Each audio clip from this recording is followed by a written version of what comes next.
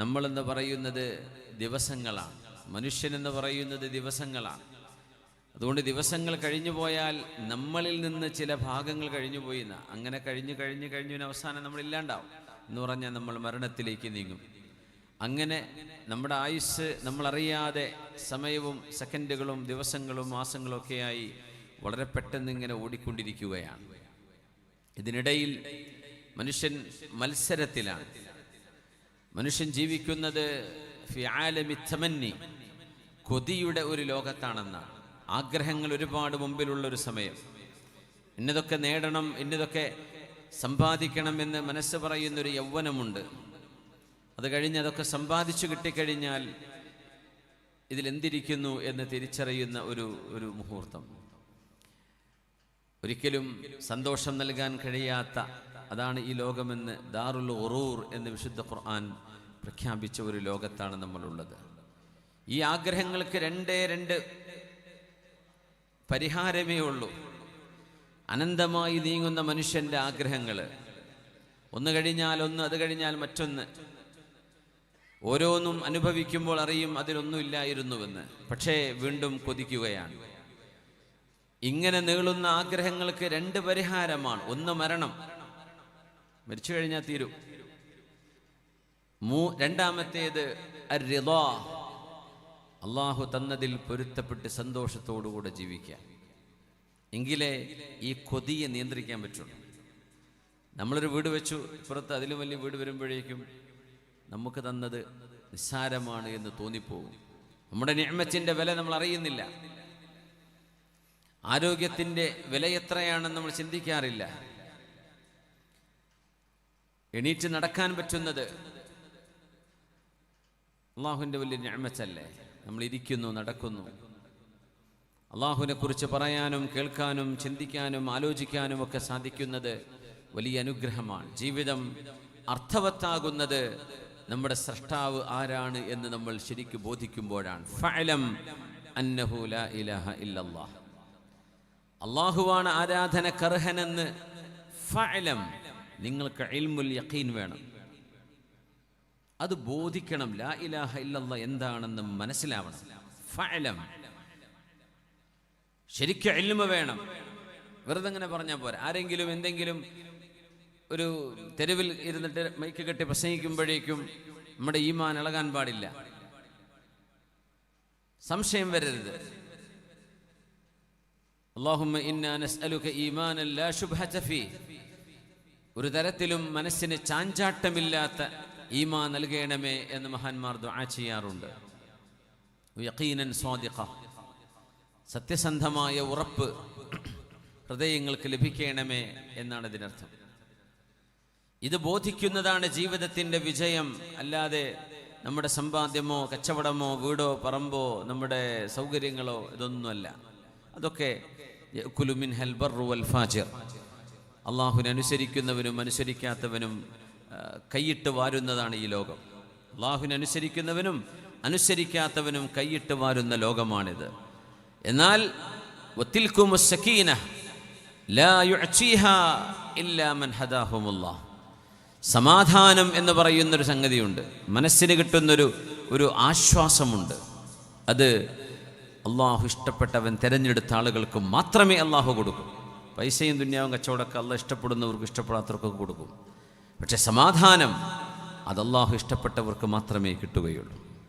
അല്ലാത്തവർക്ക് സമാധാനം ഉണ്ടാവില്ല. പൈസ ഉണ്ട്, ബിസിനസ് ഉണ്ട്, ടെൻഷനാ, മരണം വരെ ടെൻഷനായിരിക്കും.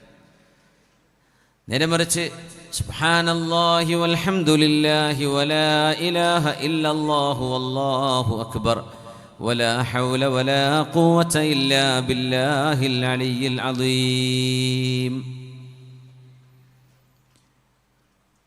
وعباد الرحمن الذين يمشون على الأرض هونا وإذا خاطبهم الجاهلون قالوا سلاما. അല്ലാഹുവിൻ്റെ ഭൂമിയിൽ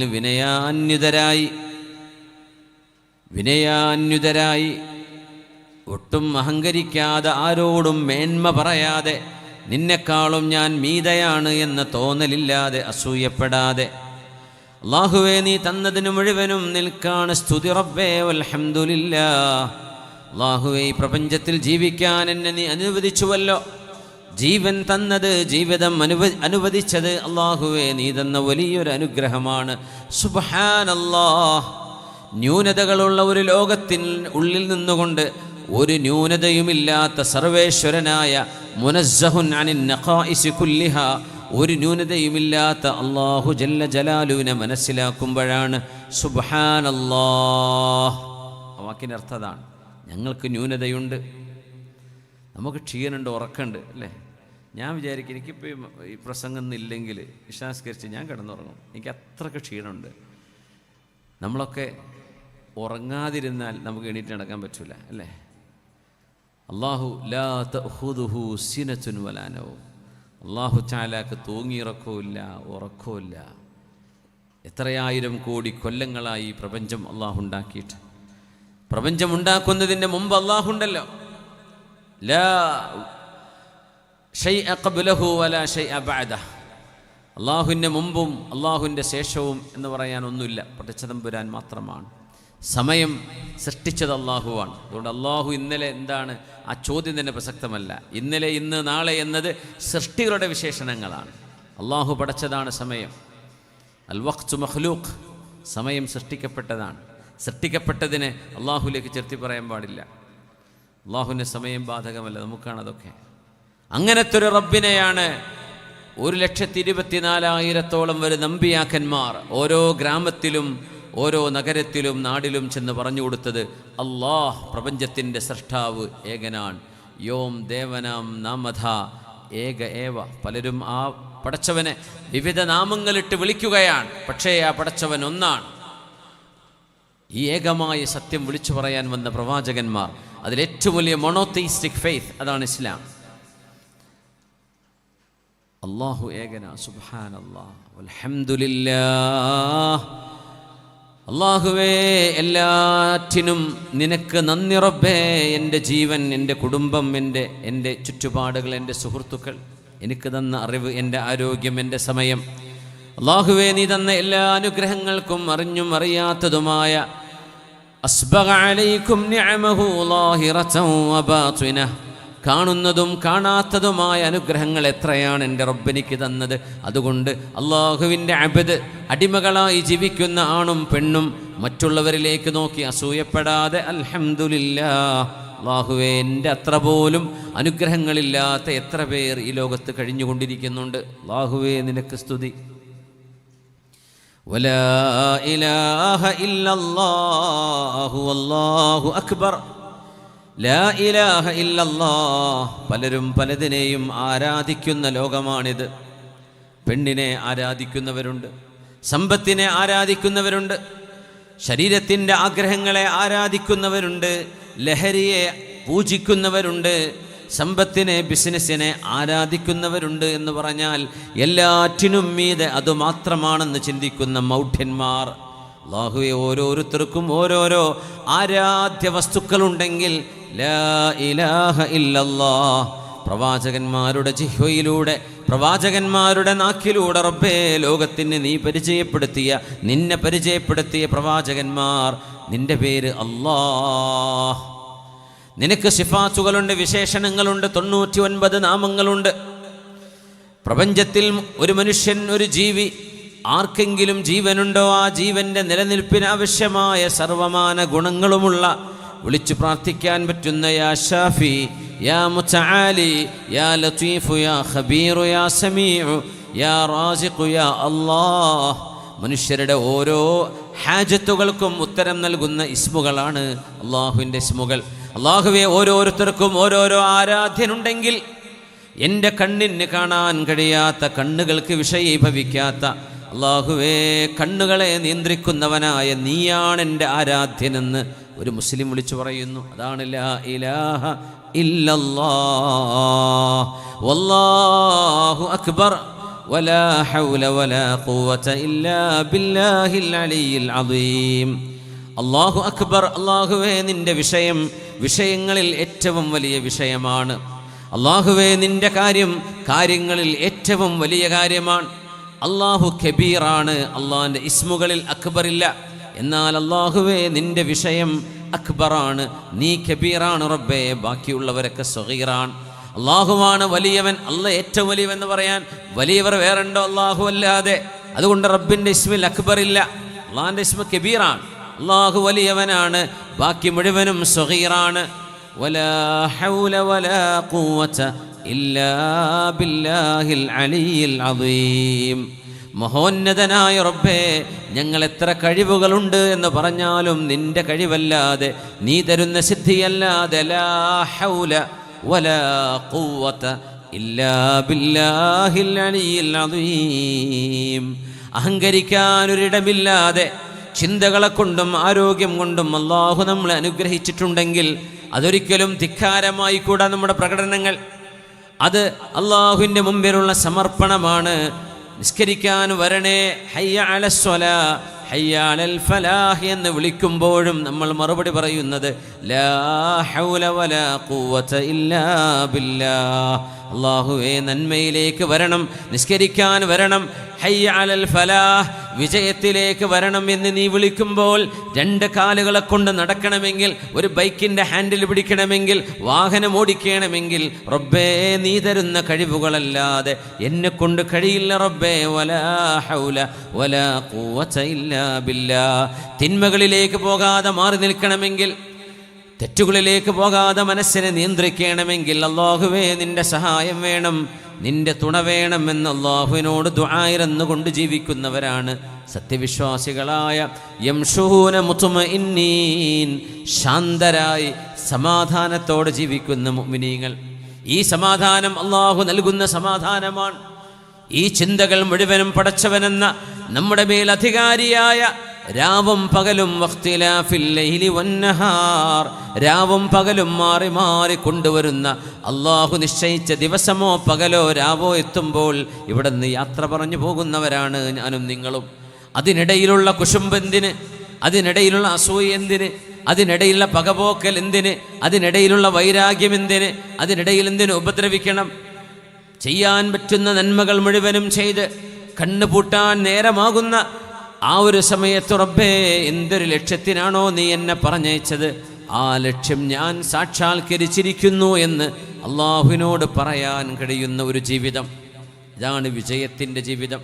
സമ്പത്തില്ലെങ്കിൽ പ്രശ്നമില്ലല്ലോ. അവിടെ വീടില്ലായിരുന്നു പ്രശ്നമില്ല, ബിസിനസ്സുകളില്ലായിരുന്നു പ്രശ്നമില്ല. പക്ഷേ അള്ളാഹുവിന് ശുക്ർ ചെയ്യുന്ന ഒരു ഹൃദയവും ദിക്ർ ചൊല്ലുന്ന ഒരു നാവും നിങ്ങളുടെ കൂടെയുണ്ടെങ്കിൽ നിങ്ങൾ വിജയിച്ചവരാണ്. അള്ളാഹുവിനോട് നന്ദി ചെയ്യുന്ന ഒരു ഹൃദയവും പടച്ചതമ്പുരാന് ദിക്ർ ചൊല്ലുന്നൊരു നാവും നിങ്ങൾക്കുണ്ടെങ്കിൽ നിങ്ങൾ വിജയിയാണ്. അത് വിജയത്തിൻ്റെ ലക്ഷണമാണ്, ജീവിതത്തിൻ്റെ സാഫല്യമാണ്. അല്ലാഹുവേ, ഞങ്ങൾക്ക് നീ അനുഗ്രഹം നൽകണേ തമ്പുരാനേ. ആമീൻ യാ റബ്ബൽ ആലമീൻ. അതുകൊണ്ടാണ് ലാ ഇലാഹ ഇല്ലല്ലാഹ് എന്ന് പറയുന്ന തൗഹീദിൻ്റെ വിഷയങ്ങളിൽ ഏറ്റവും വലിയ വിഷയമായി മാറുന്നത്. ആ വചനത്തിലേക്കുള്ള മാർഗദർശനം നമ്മുടെ വാക്കുകളോ നമ്മുടെ പ്രവർത്തനങ്ങളോ നമ്മുടെ ചിന്തകളോ നമ്മുടെ ഇടപെടലുകളോ അതിനെ സാധ്യമാക്കുകയാണെങ്കിൽ, യാ അലി, അലിയാരേ, ലഅൻ യഹ്ദിയല്ലാഹു ബിക റജുലൻ വാഹിദൻ ഖൈറുൽ ലക മിനദ് ദുനിയാ വമാ ഫീഹാ. അലിയാരേ, ഈ ലോകത്തുള്ള സർവമാന സമ്പത്തും നിങ്ങളുടെ കൈകളിൽ വന്നുപെടുന്നതിനേക്കാളും ഏറ്റവും വലിയ അനുഗ്രഹം ഞാൻ പറഞ്ഞു തരട്ടെയോ? ലോകത്തുള്ള സമ്പാദ്യം മുഴുവനും, ലോകത്തുള്ളത് ഏതെങ്കിലും ഒരു മുതലാളിയുടെ കയ്യിലുള്ളതെന്ന് മാത്രമല്ല, ലോകത്തുള്ള സർവമാന റിസർവ് ബാങ്കുകളുണ്ട്, അല്ലാത്തതുണ്ട്, സമ്പത്തിൻ്റെ സ്രോതസ്സുകളുണ്ട്, മൈനുകളുണ്ട്, ഫാക്ടറികളുണ്ട്, ഇൻഡസ്ട്രികളുണ്ട്, എന്തെല്ലാമുണ്ടോ ഇതെല്ലാം നിങ്ങളുടെ കൈകളിൽ, നിങ്ങളുടേത്. അതിൻ്റെ ആധാരമൊക്കെ നിങ്ങളെ കയ്യിൽ കിട്ടുക എന്ന് സങ്കല്പിച്ച് നോക്കൂ. ഇതിനേക്കാളൊക്കെ വലുതെന്താണെന്നറിയോ? നിങ്ങളെ കൊണ്ടൊരു മനുഷ്യൻ നന്നാവലാണ്. സിഹ്ർ ചെയ്യുന്നൊരു പെണ്ണ് നിങ്ങളുടെ ഒരു വാക്കുകൊണ്ട്, സിഹ്ർ ചെയ്യുന്നൊരാണ് നിങ്ങളുടെ ഒരു ഉപദേശം കൊണ്ട് ആ പണി നിർത്തിയാൽ ഈ ലോകം മുഴുവനും നിങ്ങൾക്ക് കയ്യിൽ കിട്ടുന്നതിൻ്റെ തുല്യമാണ്. ലഹരിക്കടിമയായൊരു ചെറുപ്പക്കാരൻ നിങ്ങളുടെ ഒരു സ്നേഹത്തലോടലും നിങ്ങൾ കൂട്ടുകാരൻ എന്ന നിലയ്ക്ക് അവനെ ഉപദേശിക്കുകയും ചെയ്ത് മാറ്റിയെടുത്താൽ ഈ ലോകത്ത് നിങ്ങൾക്ക് എത്ര വലിയ ജോലി കിട്ടുന്നതിനേക്കാളും വലിയ ഖൈർ ആ ചെറുപ്പക്കാരൻ നന്നാവലാണ്. മോഷണവും തിന്മയും അള്ളാഹു അരുതെന്ന് പറഞ്ഞത് ജീവിതത്തിൻ്റെ തൊഴിലായി കൊണ്ടു നടക്കുന്ന ആളുകളെ നിങ്ങളുടെ ഒരു ഇടപെടൽ കാരണം നന്നാക്കിയെടുക്കാൻ പറ്റിയാൽ അത് വലിയ ഗുണമാണ്. നമ്മുടെ ക്യാമ്പസുകൾ, നമ്മൾ പറയുന്നത് നമ്മുടെ മക്കൾ അവിടെ ചെന്ന് വഴിതെറ്റിപ്പോവരുത് എന്ന് മാത്രമല്ല, നമ്മുടെ മക്കൾ അവിടെയുള്ള തെറ്റുകളെ തിരുത്താൻ കാരണക്കാരാവണം. നമ്മുടെ മക്കൾ ആ ക്യാമ്പസിലെ ദുർനടപ്പുകാരായി ജീവിച്ച് ജീവിതം വഴിതെറ്റിപ്പോകാനിടയുള്ള മക്കളെ, സ്വന്തം അനുജന്മാരെ, ജ്യേഷ്ഠന്മാരെ, കൂട്ടുകാരെ നേർവഴിയിലേക്ക് നടത്താൻ കഴിയുന്നവരായി നമ്മുടെ മക്കൾ മാറണമെന്നാണ്. അള്ളാഹു തൗഫീഖ് ചെയ്യട്ടെ, അള്ളാഹു തൗഫീഖ് ചെയ്യട്ടെ. ഇന്നക റജുലുൻ കുഫുൻ വമാ മിഥ്ലുക യുറദ്ദു എന്ന് മഹാനായ അബൂ തുൽഹ റളിയല്ലാഹു അൻഹുവിനോട് ഉമ്മു സുലൈം റളിയല്ലാഹു അൻഹ കല്യാണം കഴിക്കാൻ വേണ്ടി വന്നതാണ്. അബൂ തുൽഹ, നിങ്ങൾ ഏറ്റവും നല്ല മനുഷ്യനാണ്, നിങ്ങൾ കുഫു ആണ്, ഞാൻ നിങ്ങളെ കല്യാണം കഴിച്ചോട്ടെ എന്ന അന്വേഷണവുമായി വന്നതാണ്. അപ്പോഴാണ് പറയുന്നത്, അബൂ തുൽഹ ഇന്നക റജുലുൻ കുഫുൻ വമാ മിഥ്ലുക യുറദ് വലാകിന്നക റജുലുൻ കാഫിറുൻ വഅന മുസ്ലിമ. അബൂ തുൽഹ, നിങ്ങളെപ്പോലെ തൻ്റെടിയായൊരു മനുഷ്യൻ, നിങ്ങളെപ്പോലെ ബുദ്ധിയുള്ളൊരു മനുഷ്യൻ, പടച്ചവനില്ല എന്ന് വിശ്വസിച്ച് ജീവിക്കുകയല്ലയോ, ദൈവനിഷേധിയോ, നിരീശ്വരവാദിയോ, പടച്ചവനില്ല എന്ന് പറയേ, ഈ പ്രപഞ്ചമൊക്കെ ഇങ്ങനെ പൊട്ടിമുളച്ചതാണെന്ന് പറയേ, നിങ്ങളൊരു ഒരു ദൈവനിഷേധിയായിട്ടല്ലയോ അബൂ തുൽഹ ജീവിക്കുന്നത്? പിന്നെ എന്തുണ്ടായിട്ടെന്താ? നിങ്ങളുടെ വ്യക്തിത്വം എനിക്കിഷ്ടമാണ്, നിങ്ങളുടെ ശരീരം, നിങ്ങളുടെ ഭംഗി, നിങ്ങളുടെ യൗവനം, നിങ്ങളുടെ സ്വഭാവ ഗുണങ്ങൾ, വമാ മിഥ്ലുക യുറദ്, നിങ്ങളെപ്പോലെയുള്ള ഒരാൾ ഒരിക്കലും വേണ്ടെന്ന് പറയാൻ പറ്റുന്ന ഒരവസ്ഥയിലല്ല. ആരോട് ചെന്ന് കല്യാണം കഴിച്ചോട്ടെ നിങ്ങളുടെ മോളെ എന്ന് ചോദിച്ചാലും ഒരു ഉപ്പയും തൻ്റെ മോളെ തരില്ല എന്ന് പറയില്ല. കാരണം നിങ്ങൾ അത്രയ്ക്ക് യോഗ്യതയുള്ള ആളാണ്. പക്ഷെ ഒരൊറ്റ കുഴപ്പമുണ്ട് അബൂ തുൽഹ, വലാകിന്നക റജുലുൻ കാഫിറുൻ വഅന മുസ്ലിമ. ഞാൻ അല്ലാഹുവിൻ്റെ റസൂലിൽ വിശ്വസിച്ചവളാണ്, അല്ലാഹു ഏകനാണ്, അല്ലാഹു ഈ പ്രപഞ്ചത്തിന്റെ സൃഷ്ടാവാണെന്ന് വിശ്വസിച്ച പെണ്ണാണ്, പടച്ചവനില്ലെന്ന് വിശ്വസിക്കുന്ന ആളാണ്. അതുകൊണ്ട് فإن أسلمت فإن إسلامك مهري لا أبغي بعده شيئا. അബൂ തുൽഹ, നിങ്ങൾ അഷ്റഫുൽ ഖൽഖ് സ്വല്ലല്ലാഹു അലൈഹി വസല്ലം തങ്ങൾ ജീവിച്ചിരിക്കുന്ന കാലമല്ലേ ഹബീബിന്റെ അരികത്തേക്ക് ചെന്ന് ഒന്ന് കലിമ ചൊല്ലി വിശുദ്ധ മതത്തിലേക്ക് നിങ്ങൾ ചേരണം. ഇതിനോളം സത്യമുള്ള മറ്റെന്തുണ്ട് അബൂ തുൽഹ? ബിംബങ്ങളെ എത്രയാണ് നമ്മൾ പൂജിച്ചത്.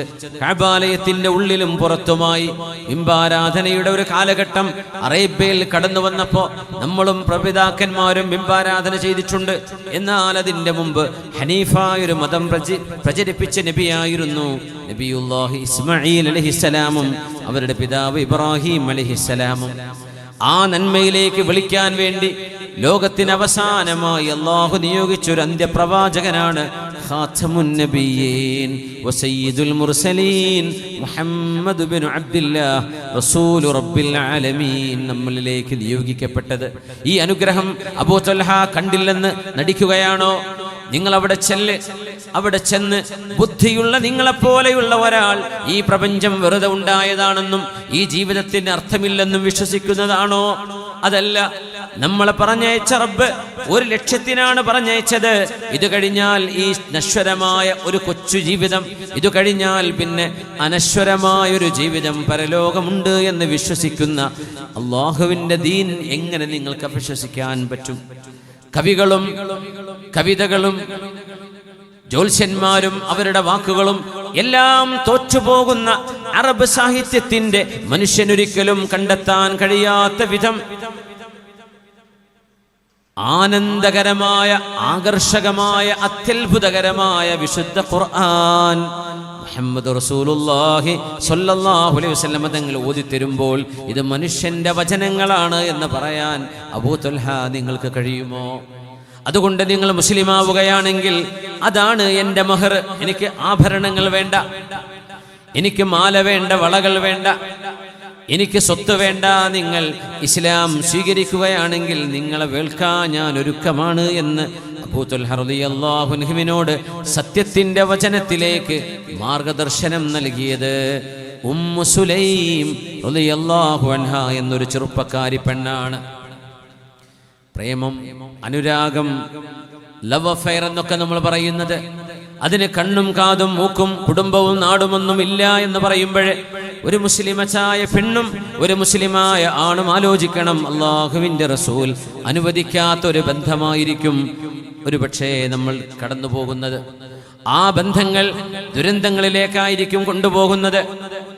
ഉമ്മു സുലൈം റളിയല്ലാഹു അൻഹ, അബൂ ത്വൽഹ, ഞാൻ അള്ളാഹുവിൽ വിശ്വസിക്കുന്ന മുസ്ലിമച്ചാണ്, നിങ്ങൾ അങ്ങനെയല്ലല്ലോ, അതുകൊണ്ട് അള്ളാഹുവിൻ്റെ റസൂലിൻ്റെ അരികത്ത് ചെന്ന് ഇസ്ലാം സ്വീകരിക്കുക എന്ന് പറഞ്ഞപ്പോൾ അബൂ ത്വൽഹ റളിയല്ലാഹു അൻഹു ഹബീബിൻ്റെ സദസ്സിലേക്ക് കടന്നു വരുമ്പോൾ അബൂ ത്വൽഹ തങ്ങളുടെ മുഖം കാണുന്നു. നബി തങ്ങൾ, ഹാദാ അബൂ ത്വൽഹ ഖുർറത്തുൽ ഇസ്ലാമി ബൈന യദൈ ബൈന ഐനൈ, ഹാദാ അബൂ ത്വൽഹ.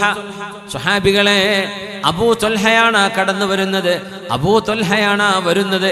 നബി തങ്ങളുടെ അരികത്തേക്ക് എത്തുന്നതിന്റെ മുമ്പ് അബൂ ത്വൽഹ റളിയല്ലാഹു അൻഹുവിന്റെ മുഖം കണ്ടുകൊണ്ട് തങ്ങൾ പറഞ്ഞു, ഖുർറത്തുൽ ഇസ്ലാമി ബൈന ഐനൈ. അബൂ ത്വൽഹയുടെ കണ്ണുകൾക്കിടയിൽ ഇസ്ലാമിന്റെ വെളിച്ചം ഞാൻ കാണുന്നു. ഇസ്ലാം സ്വീകരിക്കാനുള്ള ആ പ്രഭ അബൂ ത്വൽഹയുടെ കണ്ണുകൾക്കിടയിൽ ഞാൻ കാണുന്നുണ്ട്. സുഹാബ, അല്ലാഹുവിൻ്റെ ഹബീബിൻ്റെ ആ വചനം സത്യം തന്നെയായിരുന്നു. അഷ്ഹദു അല്ലാ ഇലാഹ ഇല്ലല്ലാഹ് വഅഷ്ഹദു അന്ന മുഹമ്മദർ റസൂലുള്ളാഹ്. പ്രവാചകർ സല്ലല്ലാഹു അലൈഹി വസല്ലം നബിയാകുന്നതിൻ്റെ മുമ്പ്, പ്രവാചകരാകുന്നതിൻ്റെ മുമ്പ് അവിടുത്തെ മക്കളിൽ മുതിർന്ന മോള് സൈനബ് ബിൻതു മുഹമ്മദിൻ സല്ലല്ലാഹു അലൈഹി വസല്ലം ഹബീബായ നബിയുടെ മോളാണ്. ഏറ്റവും വലിയ മൂത്ത മോളായിരുന്നു സൈനബ് റളിയല്ലാഹു അൻഹ. ഇസ്ലാമിക നിയമങ്ങൾ വന്നുകൊണ്ടിരിക്കുന്ന സമയമാണ്. സൈനബ് റളിയല്ലാഹു അൻഹ എന്നെ വിവാഹം ചെയ്തത് തങ്ങൾ പ്രവാചകരാകുന്നതിന് മുമ്പ് ഖദീജ ബീവിയുടെ തന്നെ കുടുംബക്കാരനായ അബുൽ ആസ് ഇബ്നു റബീഅ എന്ന് പറയുന്ന ചെറുപ്പക്കാരനായിരുന്നു. ഹബീബിനോട് വന്ന് ചോദിക്കുകയാണ്, യാ മുഹമ്മദു, മുഹമ്മദ് എന്നവരെ സല്ലല്ലാഹു അലൈഹി വസല്ലം, അന്ന് തങ്ങൾ നബിയല്ല, സവ്വിജിനി സൈനബ്, സൈനബിനെ എനിക്ക് വിവാഹം ചെയ്തു തരുമോ? തങ്ങൾ ചോദിച്ചു, ഞാൻ സൈനബിനോടൊന്ന് ചോദിച്ചോട്ടെ. സൈനബേ ഇബ്നുൽ ഖാല, നിങ്ങളുടെ അമ്മായിയുടെ മകൻ, കുടുംബ ബന്ധത്തിലുള്ള നേരെ അമ്മായിയല്ല, നിങ്ങളുടെ ഒരു അമ്മായിയുടെ മകൻ അബുൽ ആസ് ഇബ്നു റബീഅ സൈനബേ നിങ്ങളെ വിവാഹം ചെയ്യണമെന്ന് പറഞ്ഞ് ചോദിച്ചു വന്നിട്ടുണ്ട്. സൈനബേ നിങ്ങൾക്കത് ഇഷ്ടമാണോ? ആ ബന്ധം വിവാഹം നടത്തിക്കോട്ടെ എന്ന് നബി തങ്ങൾ ചോദിച്ചപ്പോ സൈനബ് റളിയല്ലാഹു അൻഹ നാണം കൊണ്ട് മുഖം ചമന്നു, മൗനം പാലിച്ചു. ആ മൗനം വഇദ്നുഹാ സുമാതുഹാ, അവരുടെ മൗനം സമ്മതമാണ് എന്ന് നബി തങ്ങൾ മനസ്സിലാക്കി. സൈനബ് റളിയല്ലാഹു അൻഹയെ കൈപിടിച്ചേൽപ്പിച്ച ഭർത്താവായിരുന്നു അബുൽ ആസ് ഇബ്നു റബീഅ. അദ്ദേഹം എന്ന മുസ്ലിമല്ല. ഹബീബായ നബി തങ്ങൾ 40-ാമത്തെ വയസ്സിൽ പുണ്യ നബി തങ്ങൾക്ക് നുബുവത്ത് ലഭിക്കുമ്പോൾ, പ്രവാചകത്വം ലഭിക്കുമ്പോൾ അബുൽ ആസ് ഇബ്നു റബീഅ ദീർഘമായൊരു യാത്ര പോയതായിരുന്നു. നല്ല സ്നേഹമുള്ള ജീവിതമാണ്. നന്നായി സ്നേഹിച്ച ഭാര്യ ഭർത്താക്കന്മാരായിരുന്നു സൈനബ് എന്നവരും അവരുടെ ഭർത്താവ് അബുൽ ആസ് ഇബ്നു റബീഅയും. നല്ല സ്നേഹബന്ധമാണ്.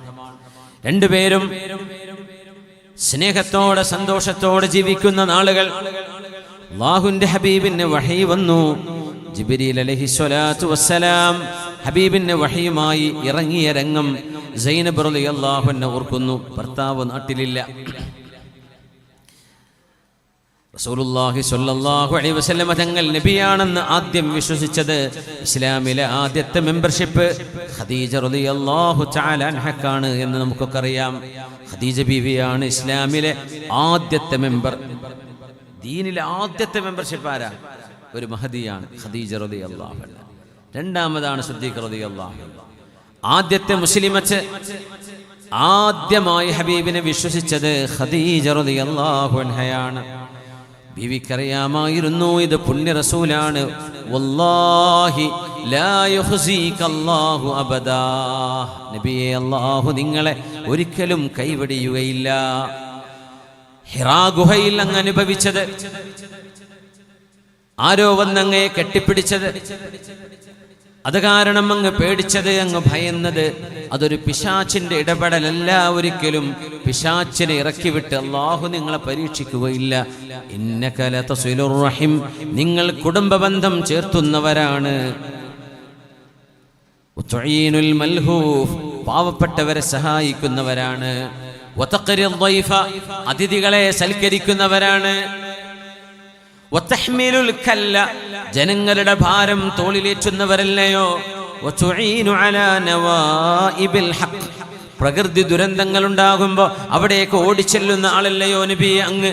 അങ്ങനത്തെ ഒരാളെ അല്ലാഹു കൈവടിയുകയില്ല എന്ന് പറഞ്ഞ് ഹബീബിന്റെ കൈപിടിച്ച വറഖത്ത് ഇബ്നു നൗഫൽ എന്ന് പറയുന്ന ഇബ്നു അമ്മ ഖദീജ ബീവിയുടെ മൂത്താപ്പയുടെ മകന്റെ അടുത്തേക്ക് നബിയെ കൈപിടിച്ചു കൊണ്ടുപോകുമ്പോ ആ മകൻ വറഖത്ത് ഇബ്നു നൗഫൽ റഹ്മത്തുള്ളാഹി തആല അലൈഹി കണ്ണു കാണാതെ അന്ധനായി വാർദ്ധക്യ സഹജമായ അസുഖങ്ങളിലാണ്.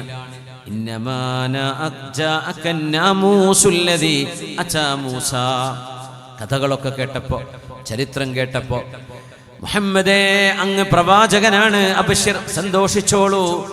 മൂസാ നബി അലൈഹിസ്സലാമിന്റെ അരികത്ത് പ്രവാചകത്വവുമായി കടന്നു വന്ന മാലാഖ ഏതോ ജിബ്രീൽ അലൈഹിസ്സലാം തന്നെയാണ് അങ്ങയുടെ മുമ്പിലേക്കും വന്നത്. യാ ലൈതനീ കുൻതു ജദഅ, എനിക്കെങ്ങാനും ആരോഗ്യമുണ്ടായിരുന്നുവെങ്കിൽ, ഹീന യുഖ്രിജുക ഖൗമുക്, നിങ്ങളുടെ നാട്ടുകാർ മക്കയിൽ നിന്ന് നബിയെ നിങ്ങളെ പുറത്താക്കുമ്പോ ഞാനന്ന് യുവാവായി ജീവിച്ചിരിപ്പുണ്ടെങ്കിൽ, ലനസർതുക നസ്റൻ മുഅസ്സറ, നിങ്ങളെ ഞാൻ ശരിക്കും സഹായിക്കുമായിരുന്നു.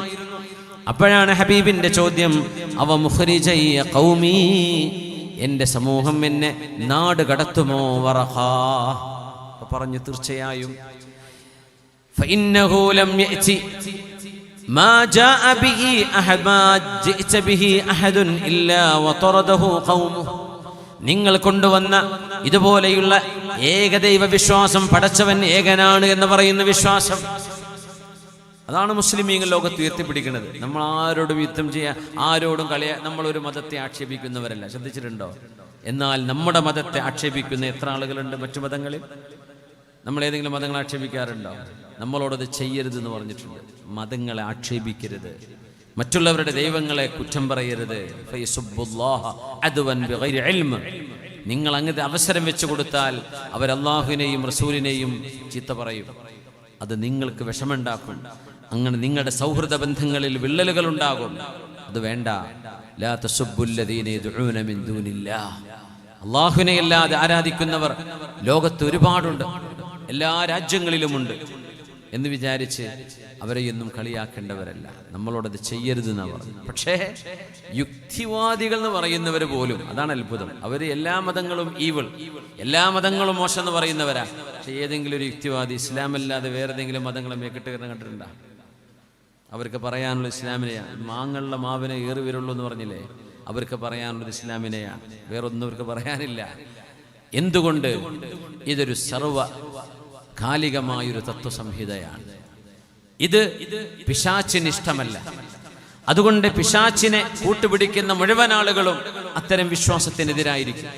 വറഖത്ത് നൗഫൽ അന്ന് പറഞ്ഞു, മുഹമ്മദ് നബിയെ നിങ്ങളെ ഈ നാട്ടുകാരിവിടെ നാട്ടിയോടിക്കും.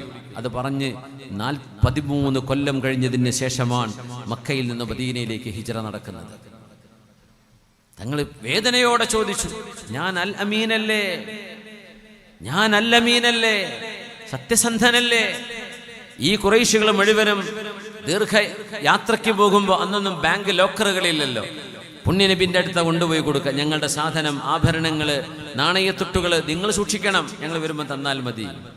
അങ്ങനെ ഫ്രീ സർവീസ് നബി തങ്ങൾ ചെയ്യും സല്ലല്ലാഹു. സത്യസന്ധനാണ്, അതൊന്നൊരു പെന്നി പോലും തങ്ങൾ എടുക്കൂല, അവർക്കറിയാം. എന്നെ നാട്ടുകാരെ പുറത്താക്കുമോ? നിഷ്കളങ്കമായ ചോദ്യം. വറഖത്ത് ഇബ്നു നൗഫൽ പറഞ്ഞു, മുഹമ്മദേ നിങ്ങളുടെ ഈ ദൗത്യവുമായി വന്ന മുഴുവൻ ആളുകൾക്കും ഇതൊക്കെ തന്നെയാണ് ഉണ്ടായത്, അതുകൊണ്ട് നിങ്ങൾക്കും ഇത് സംഭവിക്കും. അന്ന് ഞാനൊരു യുവാവായിരുന്നുവെങ്കിൽ എന്ന് പറഞ്ഞു. യാ അല്ലാഹ്. ഇത് പറഞ്ഞ് ഏതാനും മാസങ്ങൾ കഴിഞ്ഞതിന് ശേഷം വറഖത്ത് ഇബ്നു നൗഫൽ ലോകത്തോട് വിട പറയുകയാണ്.